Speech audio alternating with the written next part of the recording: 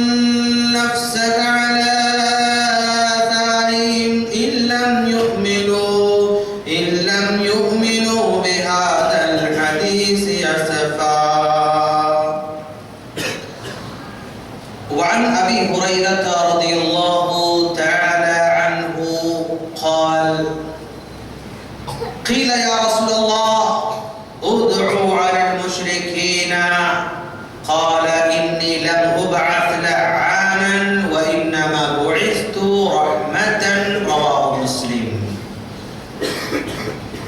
محترم بزرگوں، نوجوان دوستوں، مائیں بہنوں اور میرے چھوٹے بھائیوں، ہر قسم کی حمد و ثنا اسی اللہ رب العالمین کے لائق اور زیبا ہے جس نے ہم تمام کو پیارے نبی صلی اللہ علیہ وسلم کی امت میں سے پیدا فرمایا اور پیارے نبی صلی اللہ علیہ وسلم کا اطاعت گزار اور آپ کی پیروی کرنے والا بنایا.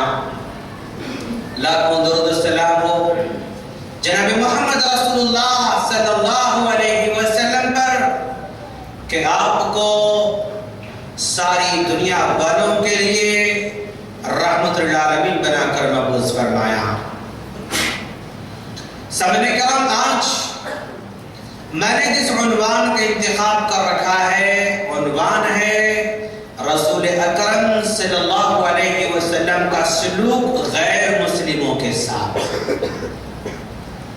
میں نے اس عنوان کا انتخاب اس لیے کر رکھا ہے کہ آپ جانتے ہیں کہ ماہ ربیع الاول ہے جس میں مسلمانوں نے پیارے نبی صلی اللہ علیہ وسلم سے اپنے لگاؤ کا اظہار شور شرابے کے انداز سے کیا، ناچنے گانے کے انداز سے کیا، چیخنے چلانے کے انداز سے کیا اور پھر سارے کے سارے خاموش ہو گئے.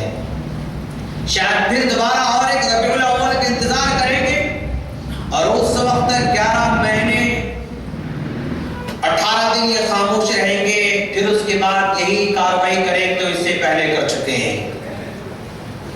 تو ایسے موقع پر ہم مسلمانوں کو ترغیب دینا چاہتے ہیں کہ اگر ہم نبی سے محبت کرنا چاہتے ہیں، نبی کریم صلی اللہ علیہ وسلم سے اپنے تعلق اظہار کرنا چاہتے ہیں، تو صحیح طریقہ کیا ہے اور کیا ہونا چاہیے. اور ساتھ ساتھ میں ابھی حال ہی میں جو حادثہ پیش آیا پیرس کے اندر کہ جہاں پر کچھ لوگوں نے ایک میگزین کے دفتر پر حملہ کر دیا اس وجہ سے کہ وہ پیارے نبی صلی اللہ علیہ وسلم کے کارٹون شائع کرتے ہیں یا پیارے نبی صلی اللہ علیہ علیہ وسلم کا مذاق اڑاتے ہیں۔ تو ایسے موقع پر ہم سب سے پہلے دنیا والوں کو یہ بتانا چاہتے ہیں کہ پیارے نبی صلی اللہ علیہ وسلم کا سلوک غیر مسلموں کے ساتھ کیا تھا اور ہمارا سلوک بھی غیر مسلموں کے ساتھ کس طرح کا ہونا چاہیے۔ سامنے کرام، اللہ کے رسول صلی اللہ علیہ وسلم کی زندگی کو ہم مختلف ناحیے سے دیکھ سکتے ہیں۔ کسی بھی اینگل سے آپ دیکھیں، چاہے آپ کا تعلق مسلمانوں کے ساتھ کیوں نہ ہو، چاہے آپ کا تعلق غیر مسلموں کے ساتھ ہی کیوں نہ ہو، چاہے آپ کو باپ کی حیثیت سے کیوں نہ ہو، چاہے آپ کو شوہر کی حیثیت سے کیوں نہ ہو، چاہے آپ کو پڑوسی کی حیثیت سے کیوں نہ ہو، آپ کو تاجر کی حیثیت سے کیوں نہ ہو، آپ کو کمانڈر کی حیثیت سے کیوں نہ ہو، الغرض دنیا میں کون سا ایسا شعبہ ہے، کون سا ایسا ڈپارٹمنٹ ہے جس میں اللہ کے رسول صلی اللہ علیہ وسلم بطور نمونہ پیش نہ کیے جا سکتے ہو، شاید ہی ایسا کوئی ہوگا، ورنہ ہر ڈپارٹمنٹ میں اللہ کے رسول صلی اللہ علیہ وسلم کو اسوہ حسنہ کے طور پر پیش کیا جا سکتا ہے۔ آج ہم صرف ایک مدعے پر بات کریں گے کہ اللہ کے رسول صلی اللہ علیہ وسلم کا تعلق غیر مسلموں کے ساتھ کیسے تھا۔ سب سے پہلے ہم دیکھیں گے کہ پیارے نبی صلی اللہ علیہ وسلم غیر مسلموں کے بارے میں کیسے فکر کر رہے ہیں، غیر مسلموں کے سلسلے میں کیسے وہ غور کر رہے ہیں، اس کی گواہی عرش پر مستوی رب العالمین دے رہا ہے اور کہہ رہا ہے فَلَعَلَّكَ بَاخِعٌ نَفْسَكَ عَلَىٰ آثَارِهِمْ إِن لَّمْ يُؤْمِنُوا بِهَٰذَا الْحَدِيثِ أَسَفًا۔ اے محمد، ایسے لگ رہا ہے کہ جن قوموں کو آپ دعوت دے رہے ہیں، جن لوگوں کو آپ اپنی طرف دعوت دے رہے ہیں، ان کے غم میں، ان کے افسوس میں اپنے آپ کو ہلاک کر دیں گے، اپنے آپ کو تباہ کر دیں گے، اس بات پر کہ وہ تمہاری بات نہیں سن رہے ہیں، اس بات پر کہ وہ تمہاری باتوں پر دھیان نہیں دے رہے، اس بات پر کہ وہ تم پر ایمان نہیں لا رہے ہیں۔ اسی غم میں ایسے لگتا ہے کہ آپ ختم ہو جائیں گے، آپ ختم جو ہے انتقال کر جائیں گے۔ اس کی گواہی رب العالمین دے رہا ہے، اللہ گواہی دے رہا ہے کہ نبی غیر مسلموں کی کیسے فکر کر رہے ہیں، کیوں میری قوم مجھے نہیں سمجھتی، کیوں میری قوم مجھے نہیں سنتی، کیوں میری قوم میری باتوں پر غور نہیں کرتی۔ اسی فکر میں اللہ کے رسول صلی اللہ علیہ وسلم زندگی کے لمحات بسر کر رہے ہیں۔ اور ظاہر بات ہے اس 23 سالہ نبوی زندگی میں اللہ کے رسول صلی اللہ علیہ وسلم کو غم کے دن زیادہ دیکھنے پڑے اور افسوس کے دن زیادہ دیکھنے پڑے، تکلیف کے دن زیادہ دیکھنے پڑے، بھوک کے دن زیادہ برداشت کرنے پڑے۔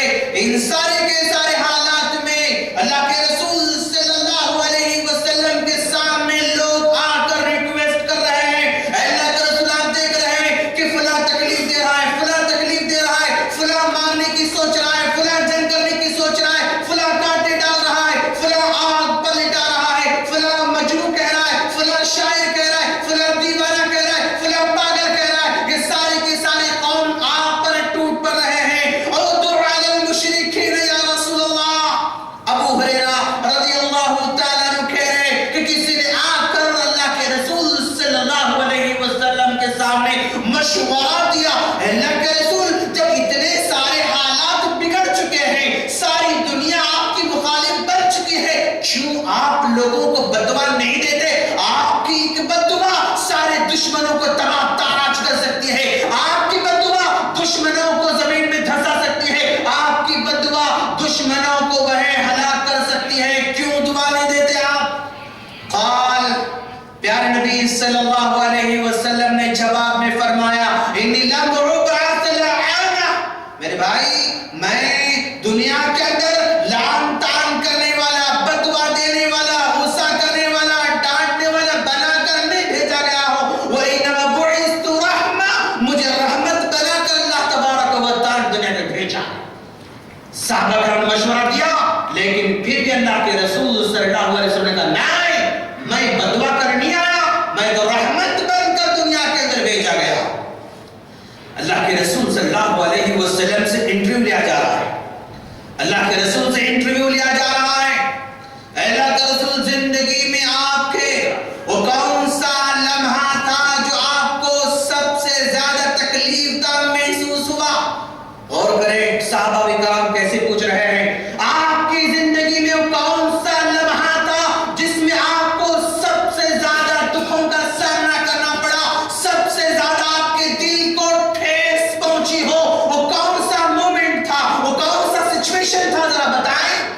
اللہ کے رسول صلی اللہ علیہ وسلم کہہ رہے ہیں کہ دیکھو حالات ایسے تھے کہ چچا حضرت حمزہ بھی جو ہے اللہ کو پیارے ہو رہے ہیں، جن کا بہت زیادہ سپورٹ تھا اللہ کے رسول صلی اللہ علیہ وسلم کو، اور وہ سپورٹر جن کو اللہ کے رسول صلی اللہ علیہ وسلم نے زندگی میں کبھی نہیں بھلایا. نبی بننے سے پہلے آپ سپورٹر تھی، نبی بننے کے بعد آپ سپورٹر تھی. کون؟ مائی خدیجہ رضی اللہ تعالیٰ عنہا، وہ بھی اللہ کو پیاری ہو جاتی ہیں. اللہ کے رسول دو طرح سے غم میں ملوث ہیں.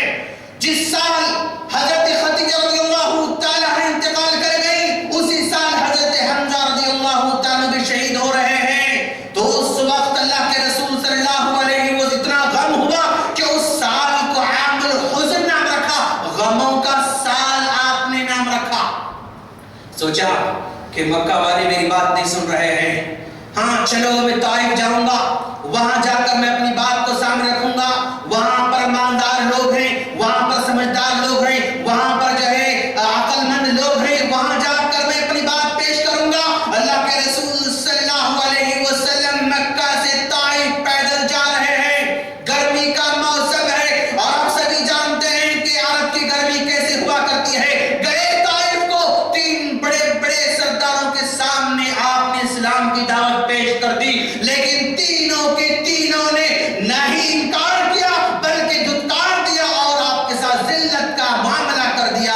واپس لوٹ اللہ کے رسول صلی اللہ علیہ وسلم آ رہے ہیں اور آباش لڑکوں کے ذریعے اللہ کے رسول پر پتھر برسائے گئے. یہ منظر، یہ واقعہ، یہ سچویشن اللہ کے رسول کہتے ہیں کہ زندگی میں سب سے بڑا تکلیف دہ تھا، سب سے بڑا تکلیف دہ تھا.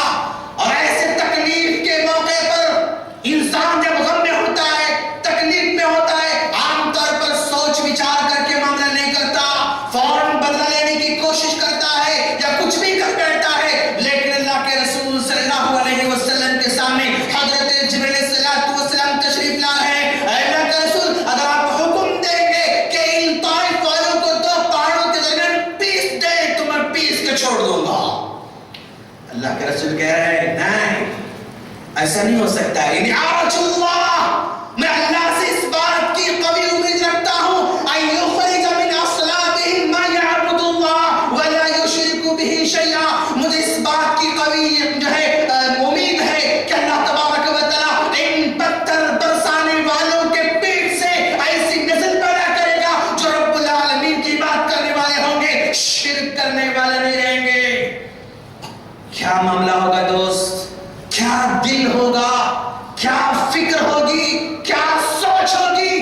پڑوسی اگر ہماری بکری کو مار دیتا ہے تو اس کے بچے کو مارنے کی کوشش کرتے ہیں نا. پڑوسی اگر ہمارے گھر کے سامنے کوڑا ڈال دے تو ہم پورا گوبر اس کے گھر پہ ڈالنے کی کوشش کرتے ہیں نا. یا دیکھو آپ خون سے لہو لہان ہے، اس کے باوجود اللہ کا رسول کرے کہ نہیں، ان کی پیٹ سے ایسے نسل آ سکتی ہے جو اللہ کی بات کرنے والی. ویسے ہندوستان میں سب سے پہلے اسلام لانے والے محمد بن قاسم کون سے قبیلے کے تھے؟ جو ہے اسی بنو ثقیف قبیلے کے رہنے والے تھے جو طائف کا قبیلہ ہے.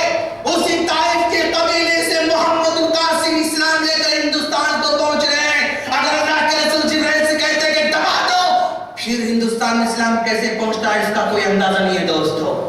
اللہ کے رسول صلی اللہ علیہ وسلم وہاں پر سارے کے سارے لوگوں کو معاف کر دے رہے ہیں. اور ذرا دیکھیے آپ کہ احد کا منظر ہے اور مسلمان کمزور نظر آ رہے ہیں.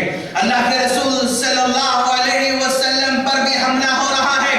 آپ کے چہرے سے خون رواں دوا ہے اور آپ اپنے چہرے سے خون کو صاف کر رہے ہیں. پھر دعا دے رہے ہیں اللہم اہد قومی فإنہم لا یعلمون. پروردگار تو میری قوم کو ہدایت دے دے اس لیے کہ مجھے نہیں جانتے ہیں. آج یہ قوم مجھے نہیں جانتی اس لیے مجھ پر حملہ کر رہی ہے. چہرے سے خون صاف کر رہے ہیں، دعا دے رہے ہیں اور رحمت کی جو ہے دعا دے رہے ہیں اللہ کے رسول صلی اللہ علیہ وسلم. اور ذرا دیکھیں آپ خیبر المستلق سے اللہ کے رسول صلی اللہ علیہ وسلم سے واپس لوٹ رہے ہیں. اللہ کے رسول صلی اللہ علیہ وسلم بر مستلق سے واپس لوٹ کر آ رہے تھے. دوران سفر آپ ایک جگہ آرام کر رہے ہیں، درخت کے نیچے لیٹ گئے، تلوار جو ہے درخت پر لٹکا دیا، کہنے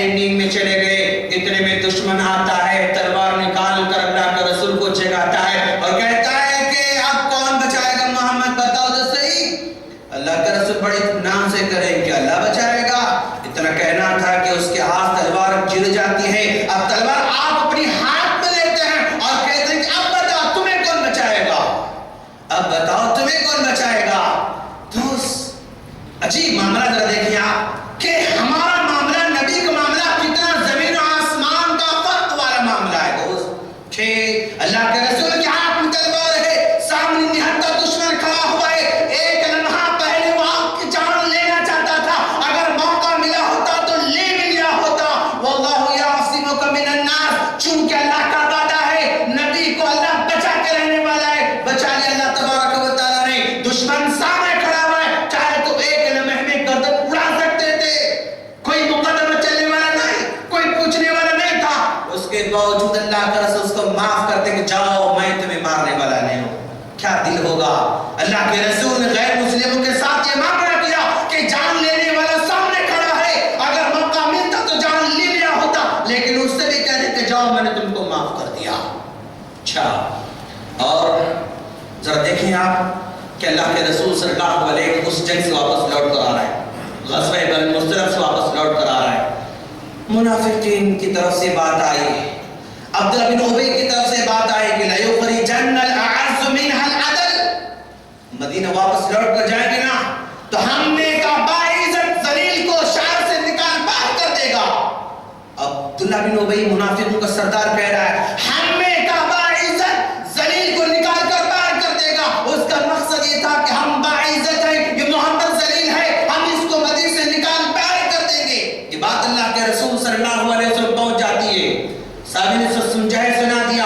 اللہ کے رسول صلی اللہ علیہ وسلم کے پاس عبداللہ بن ابی کے بیٹے عبداللہ رضی اللہ تعالیٰ عنہ جو صحابی ہیں وہ کھڑے ہوئے ہیں, کہتے ہیں کہ اللہ کے رسول چھوڑ دے, میں اپنے باپ کے سر کو قلم کر دوں گا جو آپ کو ذلیل کہتا اور اپنے آپ کو عزیز اور عزت والا کہہ رہا ہے. اللہ کے رسول نے کہا نہیں, مت مارو اس کو, چھوڑ دو اس کو, مت مارو اس کو, چھوڑ دو. اس کے باوجود بیٹے نے کہا نہیں, اسی پر میں اکتفا نہیں کروں گا. کیسے کہتا ہے میرا باپ کہ وہ عزیز ہے, وہ عزت والا ہے اور نبی ذلیل ہے, کیسے کہہ سکتا ہے. مدینے کے دروازے پر کھڑے ہو گئے, تلوار کو ہاتھ میں نکالا, باپ اندر انٹر ہو رہا ہے. کہا رک جاؤ, تم نے کہا تھا کہ میرے نبی ذلیل ہیں, تم باعزت ہو. باپ جو ہے کب کانپ رہا ہے, ہاں وہ پریشان ہو رہا ہے کہ بیٹا کہہ رہا ہے کیا تم نے ایسے کہا تھا. باپ انکار کر رہا کہ نہیں ایسے میں نے نہیں کہا تھا, مذاق کے طور پر ہم نے ایسے کہا تھا. نہیں, آپ کہتے کہ نہیں, اگر تم یہاں کھڑے ہو کر جب تک اس بات کی اقرار نہیں کرو گے میں ذلیل ہوں, نبی عزیز ہیں, باعزت ہیں, اس وقت تک میں تو مدینے میں داخل ہونے کی پرمیشن نہیں دوں گا. کون کہتا ہے؟ بیٹا کہتا ہے. اقرار کیا میں ذلیل ہوں, محمد باعزت ہے. تب کہا بیٹے نے جاؤ. نبی نے مارنے سے روکا ہے, نبی نے گردن قلم کرنے سے روکا ہے, اس لیے رک جا رہا ہوں. اگر نبی نے اسے نہ کہا ہوتا پھر یہ کہنے کی جو ہے تمہیں جو ہے وقت ہی نہیں دیا ہوتا, گردن نہ کیا ہوتا. اللہ کا رسول نے اس موقع پر بھی کہا کہ چھوڑ دو ان کو, چھوڑ دو ان کو. کیا اللہ کا رسول کا معاملہ ہے دوست. اور اللہ کے رسول صلی اللہ علیہ وسلم ذرا دیکھیں آپ کہ عبداللہ بن ابی جب انتقال کر جا رہا ہے, جس کے بارے میں سارے کے سارے لوگ واقف ہیں کہ وہ منافق تھا, رئیس المنافقین تھا, انتقال کر جاتا ہے. وہی بیٹا جو ہاں جس نے اللہ کے رسول سے کہا تھا کہ رسول باپ کا سر قلم کر دوں گا میں, کیونکہ اس نے آپ کو ذلیل کہا ہے نا, تو وہی بیٹا آ کر اللہ کے رسول سے کہہ رہا ہے کہ اللہ کے رسول میرا باپ انتقال کر چکا ہے, میری خواہش ہے کہ آپ اپنا لباس دے دیں تاکہ میں اس کو کفن دوں. کیا بیٹے کے دل میں جو نفرت تھی نا, وہ ذاتی نفرت نہیں تھی, وہ ایمان والی نفرت تھی. اس لیے بیٹا کہہ رہا ہے کہ ممکن ہے اللہ تعالیٰ آپ کے لباس کی برکت کی وجہ سے باپ کو معاف کر دے اللہ تعالیٰ. اللہ کے رسول صلی اللہ علیہ وسلم نے بیٹے جو صحابی تھے ان کے دل کو رکھنے کے لیے لباس اتار کے دے دیا, جاؤ تمہارا باپ جو ہے منافق تھا لیکن اس کے باوجود بھی یہ لباس کو پہنا دو, کفن کے طور پر, کفن کے طور پر لباس پہنا دیا. پھر بیٹا کہتا ہے اللہ کے رسول آپ میرے باپ کی نماز جنازہ پڑھائیں, ممکن ہے اللہ تعالیٰ معاف کر دے. تب بھی اللہ کے رسول صلی اللہ علیہ وسلم نماز پڑھانے حاضر ہو گئے. عمر فاروق رضی اللہ تعالیٰ عنہ نے پیچھے سے جو ہے جبہ پکڑ کر کھینچا, کہا اللہ کے رسول یہ منافق ہے, اس پر نماز نہ پڑھے. اس کے بعد اللہ نے آیت نازل فرمائی کہ کسی منافق کی جو ہے نماز جنازہ نہ پڑھائی جائے، نہ اس کی قبر پر کھڑے ہو کر دعا کی جائے۔ اللہ کے رسول نے یہاں تک ہمدردی کا اظہار کیا، یہاں تک اپنے لگاؤ کا اظہار کیا، بدلہ لینے کا وہاں پر بھی آپ نے نہیں سوچا۔ اور دوستو، جب مکہ فتح ہو رہا ہے تو اللہ کے رسول صلی اللہ علیہ وسلم نے دیکھا کہ سارے کے سارے مجرمین وہاں پر کھڑے ہوئے ہیں۔ وہ لوگ بھی وہاں پر تھے جنہوں نے صحابہ کرام کو آگ پر لٹایا تھا، جنہوں نے صحابہ کرام کو جو ہے تکلیفیں دی تھی، جنہوں نے صحابہ کرام کو نت نئے ذہنی تکلیفیں دی تھی۔ اللہ کا رسول کو خود مکہ سے نکال باہر کیا تھا، کانٹے بچانے والے بھی تھے، پاگل کہنے والے بھی تھے، ہر ایک وہاں پر کھڑا ہوا ہے۔ اگر آپ چاہتے تو تمام کے سر قلم کرنے کا حکم دیے ہوتے۔ صحابہ کرام نے اظہار بھی کیا تھا، الیوم یوم الملحمہ، آج تو ٹکا موٹی کرنے کا دن ہے، ٹکا موٹی کرنے کا دن ہے۔ ہم فتح یاب ہو چکے ہیں نا، اب یہاں مکہ کے مجرموں کو ختم کر دیا جائے گا۔ دشمن سنتا ہے تو پریشان ہو جاتا ہے، بھاگے بھاگے نبی کے پاس آتے ہیں، اگر کہتے ہیں کہ اللہ کا رسول آپ کے صحابہ کو ہم نے کہتے ہوئے سنا ہے کہ آج ٹکا موٹی کرنے کا دن ہے، کیا ایسی ہے؟ تو اللہ کا رسول نے کہا اللہ ایسے نہیں، الیوم یوم المرحمہ، ارے آج تو رحم کرنے کا دن ہے، لا تثریب علیکم اليوم، آج تم سے کوئی بدلہ نہیں لیا جائے گا، جاؤ جیسے حضرت یوسف نے اپنے بھائیوں کو معاف کر دیا تھا ویسے آج میں تم تمام کو معاف کر دے رہا ہوں۔ سب کو معاف کر دیا۔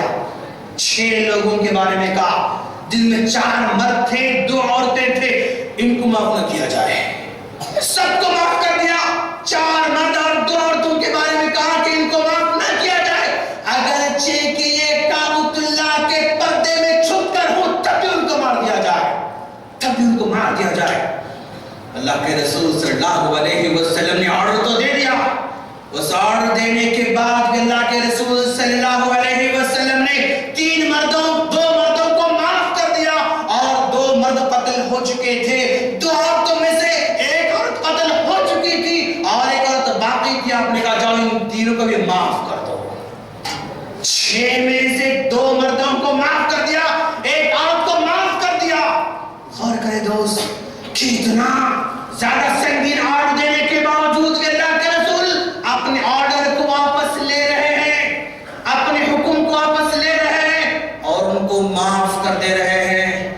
وہاں پر دیکھیں آپ کہ اللہ کے رسول صلی اللہ علیہ وسلم کا معاملہ کتنا ہمدردانہ تھا غیر مسلموں کے ساتھ، کہ وہ جنہوں نے حضرت حمزہ رضی اللہ تعالیٰ عنہ کے کلیجے کو چبایا تھا، ہندا کی شکل میں خاتون کھڑی ہوئی ہے، وہ جس نے حضرت حمزہ رضی اللہ تعالیٰ عنہ پر برچی چلا کر شہید کر دیا تھا، وہ بھی سامنے کھڑا ہوا ہے، جس نے آپ کے چچا کے کلیجے کو چبایا تھا، اس سے بھی کہا جا رہا کہ جاؤ میں تم کو معاف کر دے رہا ہوں، جس نے برچی مار کر حضرت حمزہ کو شہید کر دیا تھا، وحشی کی شکل میں وہ غلام تھا، اس سے بھی کہا کہ جاؤ میں تم کو معاف کر دے رہا ہوں۔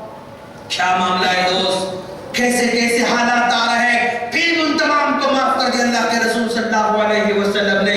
اور جانتے آپ کہ فتح مکہ کے بعد ایک شاعر تھا جو اللہ کے رسول صلی اللہ علیہ وسلم کو تکلیف دیا کرتا تھا، شعر و شاعری کے انداز میں پوئٹری لکھ کر اللہ کے رسول کی برائی بیان کرتا تھا، حج بیان کرتا تھا۔ فتح مکہ کے بعد وہ پکڑ کر لایا گیا، اسے کہا کہ اب تمہارے ساتھ کیا معاملہ ہونا چاہیے، تمہارے ساتھ کیا معاملہ ہونا چاہیے؟ وہ کچھ نہیں کہہ رہا، خاموش کھڑا ہوا ہے، وہ کچھ نہیں کہہ رہا، خاموش کھڑا ہوا ہے۔ تو اللہ کے رسول صلی اللہ علیہ وسلم نے سوچا کہ یہ شاید معافی مانگ رہا ہے، اس کو اللہ کے رسول نے معاف کر دیا۔ وہ شاعر جو نبی کریم صلی اللہ علیہ وسلم کی بارہا حجر کرتا تھا، برائی بیان کرتا تھا، اس سے بھی کہہ رہے کہ جاؤ میں نے تم کو معاف کر دیا۔ جیسے معاف کر دیا اس نے کلمہ پڑھ لیا، اور اس کے بعد اللہ کے رسول کی تعریف میں شاعری شروع کر دی، اور اللہ کے رسول کی حمد مدح میں آپ نے جو ہے شاعری کرنا شروع کر دی۔ کعب بن زہیر رضی اللہ تعالیٰ عنہ بن گئے۔ عجیب معاملہ ہے، اللہ کے رسول صلی اللہ علیہ وسلم کے پاس حضرت ابو ہریرہ رضی اللہ تعالیٰ عنہ بھاگے بھاگے آ رہے ہیں، کہا اللہ کے رسول آج مجھے بڑا دکھ ہو رہا ہے، آج مجھے بڑا دکھ ہو رہا ہے۔ اللہ کے کے رسول نے پوچھا وہ کون سا دکھ تم کو ہو رہا ہے, کیا پرابلم ہے, کیا مسئلہ ہے؟ حضرت ابو ہریرہ رضی اللہ تعالیٰ عنہ نے کہا اللہ کے رسول میری ماں ہمیشہ آپ کی برائی بیان کرتی تھی لیکن مجھے زیادہ اس کا احساس نہیں ہوتا تھا, لیکن آج تو میری ماں نے حد پار کر دیا آپ کی برائی بیان کرنے میں, آپ کی برائی بیان کرنے میں حد پار کر چکی ہے. اللہ کے رسول کیا کروں سمجھ میں نہیں آ رہا ہے. اللہ کا رسول میری ماں کے آپ میں دعا کریں کہ وہ یہ حجو کرنے سے رک جائے, برائی بیان کرنے سے رک جائے, یا پھر وہ ایمان لے کر آئے. حضرت ابو ہریرہ رضی اللہ تعالیٰ عنہ نے اللہ کے رسول سے کہا تو اللہ کے رسول صلی اللہ علیہ وسلم نے حضرت ابو ہریرہ رضی اللہ تعالیٰ عنہ کی والدہ کے حق میں دعا خیر کر دی اور اسلام کی دعا کر دی. واپس لوٹ کر دوڑتے دوڑتے جا رہے ہیں, دوڑتے دوڑتے جا رہے ہیں. ابو ہریرہ بعد میں کہتے ہیں کہ جب اللہ کے رسول نے دعا فرمائی, اللہ کی دعا فرمائی تو اتنا یقین ہو گیا کہ اب میری ماں اسلام قبول کر کے رہے گی. کیوں نبی کی دعا اللہ کا بھی رد کرنے والا نہیں. میں دوڑتے دوڑتے گھر کو جا رہا تھا, اللہ کی دعا, نبی کی دعا پہلے پہنچتی ہے, میں پہلے پہنچوں گا. نبی کی دعا پہلے میرے کی ماں کے پاس پہنچ رہی ہے اور میں دروازہ کھٹکا جو ہے مار رہا ہوں. ماں نے کہا رکو بیٹا ذرا رکو. بعد دروازہ کھول دیتی ہے ماں اور دروازہ کھول کر اشہد ان لا الہ الا اللہ وان محمد رسول اللہ کرنا پڑ رہی ہے ماں. کہ اللہ کے رسول کا معاملہ کتنا ہمدردانہ ہے کہ وہ بدوا دے رہی ہے, وہ لام تان کر رہی, برا بھلا کہہ رہی ہے, تب کہ اللہ کے رسول کے حق میں ہدایت کی دعا اللہ کے رسول فرما رہے ہیں. اور ذرا دیکھیں دوست کیا معاملہ ہے. اللہ کے رسول صلی اللہ علیہ وسلم کو سب سے زیادہ جس مال غنیمت ملا, سب سے زیادہ جس میں مال ملا وہ جنگ خیبر میں ملا. جنگ خیبر میں, خیبر کے موقع پر سب سے زیادہ مال غنیمت اس موقع پر ملا. جب اللہ کا رسول خیبر کو فتح کر لیا, جب بظاہر بات ہے جو فاتح ہوتا ہے مفتوح کے سارے مال کا مالک بن جاتا ہے نا. جس شہر کو فتح کر لیا وہ شہر کا سارا مال جو فاتح ہے اس کے اندر میں آ جاتا ہے. اللہ کے رسول نے خیبر کو فتح کر لیا. اس خیبر کے مقام پر سارے کے سارے یہودی لوگ رہتے ہیں. اس مفتوح قوم نے اللہ کے رسول صلی اللہ علیہ وسلم سے ریکویسٹ کیا اور کہا اے اللہ کے رسول آپ فاتح بن گئے, آپ ہمارے سارے کے سارے کھیتی باڑیاں لے سکتے ہیں, ہمارے سارے کے سارے مال و جائیداد کو لے سکتے ہیں, لیکن اللہ کے رسول ہم آپ کی ذات مبارکہ سے اس بات کی امید رکھتے ہیں کہ آپ ہم کو یہاں سے نکالیں گے نہیں بلکہ یہیں پر ہم کو رہنے کا موقع دیں گے اور ہماری کھیتی باڑی کو نہیں چھینیں گے, ہماری کھیتی باڑی کو ہمارے پاس رکھیں گے. جتنی فصل آئے گی, جتنا اناج آئے گا اس میں کا آدھا ہم آپ کو دینے کا وعدہ کرتے ہیں. مفتوح قوم کہہ رہے کہ اللہ کا رسول ہم یہاں سے نہ نکالا جائے. کون فاتح ہے یار جو مفتوح کی ریکویسٹ قبول کرنے والا, مفتوح کے رحم کو قبول کرنے والا کون فاتح ہے دنیا کے اندر؟ نہیں. آپ نے قبول کیا, ٹھیک ہے جاؤ میں تمہاری بات قبول کر لیتا ہوں. تمہارے سارے کے سارے جائیداد کے مالک نبی بننے والے تھے, کہا نہیں کھیتی باڑی اپنے پاس رکھو, جو فصل آئے گی اس میں سے آدھی ہماری آدھی تمہاری. اللہ کا رسول ان کی ریکویسٹ قبول کیا اور وہیں رہنے کا موقع دے دیا. جانتے ہیں آپ اللہ کے رسول صلی اللہ علیہ وسلم سارے کی ساری چیزوں کا جائزہ لے کر واپس جا رہے تھے. ایسے موقع پر غلام اللہ کے رسول صلی اللہ علیہ وسلم کے پاس آتا ہے, آ کر کہتا ہے کہ اللہ کا رسول میں نے اسلام قبول کیا ہے, میں نے آپ کو نبی مانا ہے, میں اللہ پر ایمان لا چکا ہوں. اللہ کے رسول, اللہ کے رسول مسکرا اٹھے کہ بہت اچھی بات ہے تم ایمان لے کر آئے ہو. کہا میں جو ہے خیبر کے یہود کے بڑے مالدار کا غلام ہوں اور اس کی جو ہے کئی بکریاں, سینکڑوں بکریاں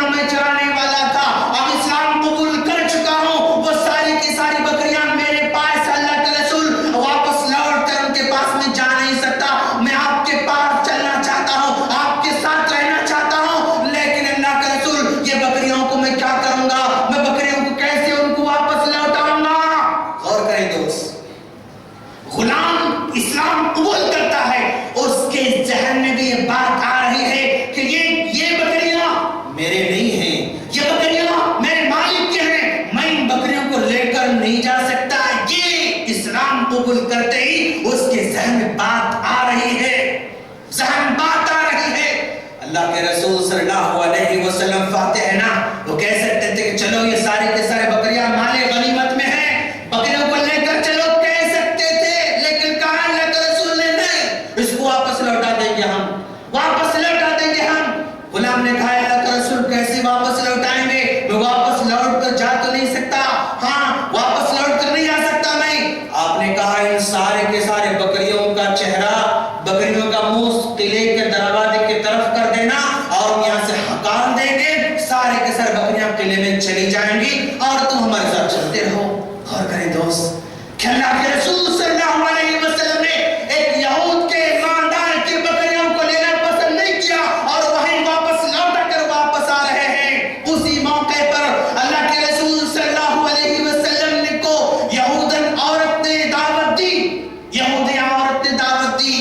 اللہ کے رسول صلی اللہ علیہ وسلم ہاں یہ سوچ سکتے تھے کہ ابھی مفتون قوم ہے، ہم فاتح لوگ ہیں، اگر ہم ان کی دعوت قبول کریں گے تو پتہ نہیں کیا سازشیں کریں گے اور کیا معاملہ کریں گے، ایسا وسوسہ پیدا کر سکتے تھے، لیکن نہیں، اللہ کے رسول نے یہودن کی دعوت قبول کر لیا، قبول کر لیا۔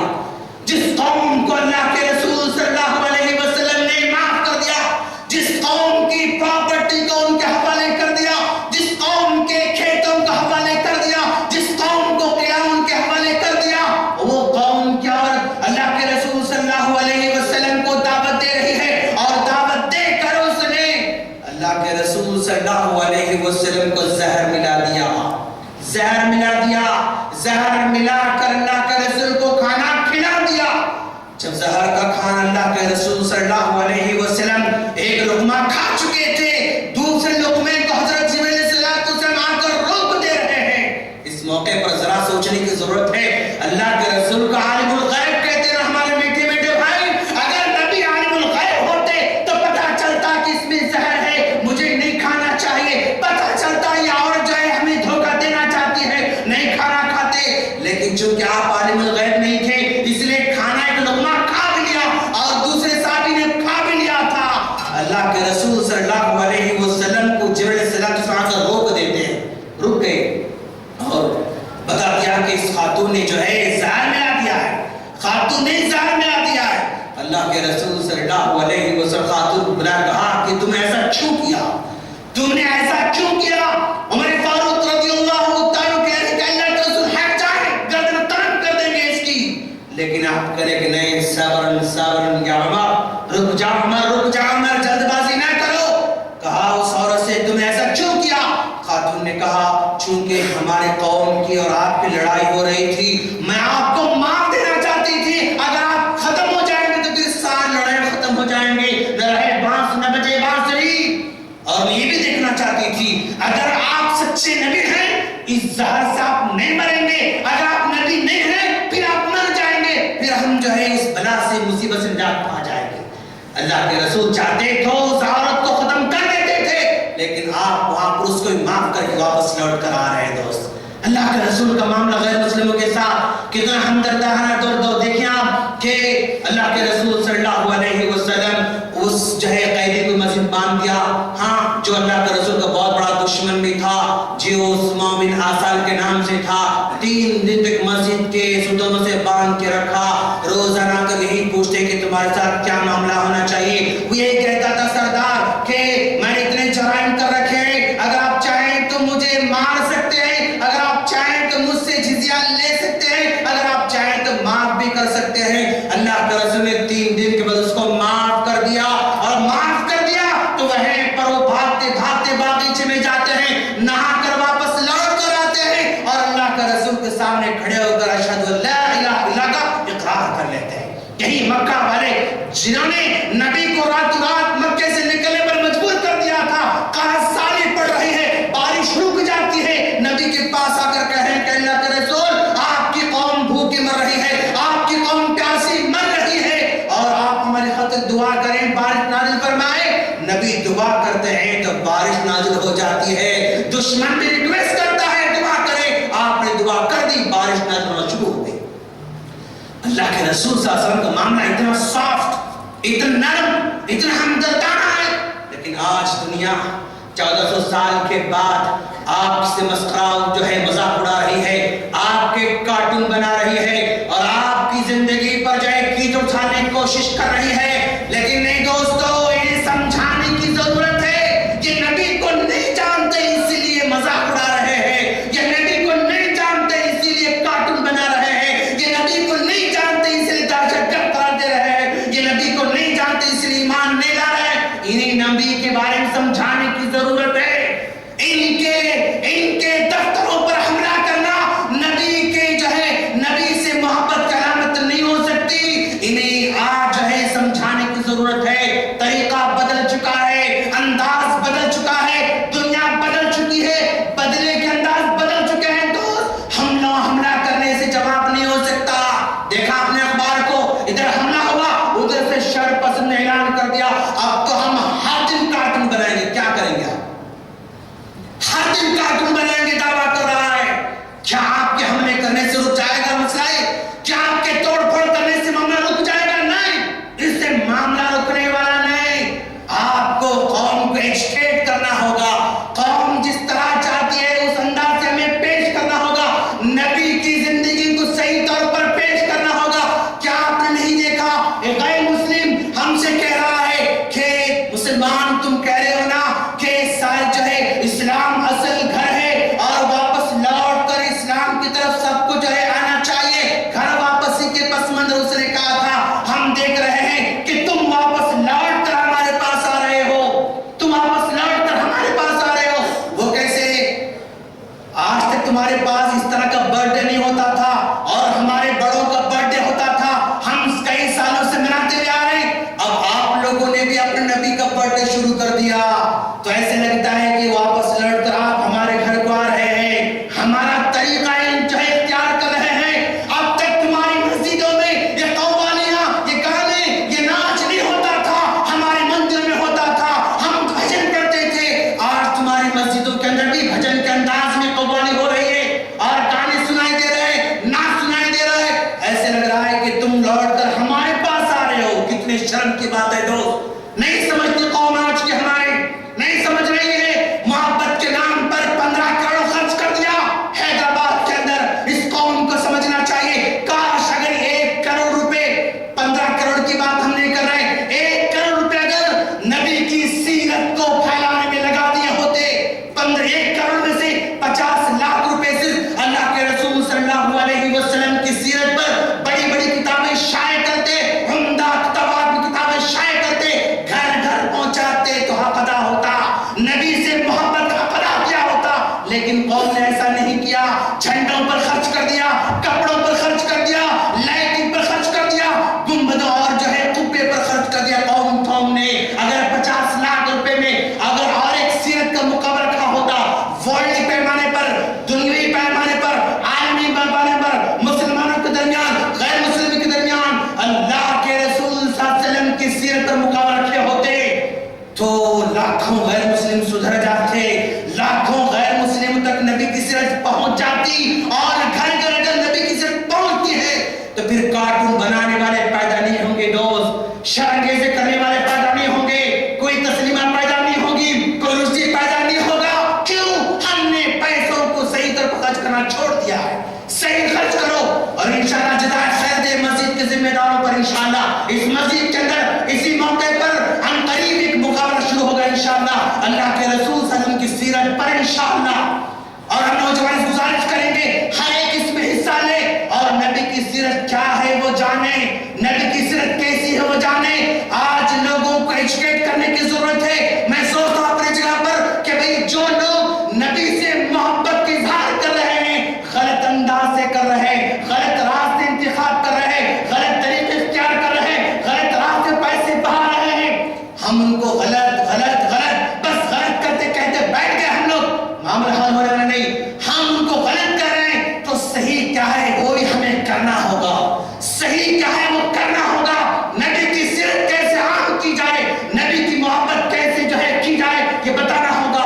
اور انشاءاللہ ہم یہ بھی جو ہے درخواست کرتے ہیں ذمہ داروں سے اور آپ اصحاب خیر ہم جو ہے درخواست کرتے ہیں کہ ایسا مقابلہ بھی انشاءاللہ مسجد عباد الرحمان سے منعقد کیا جائے جو خالص غیر مسلموں کے لیے ہو، خالص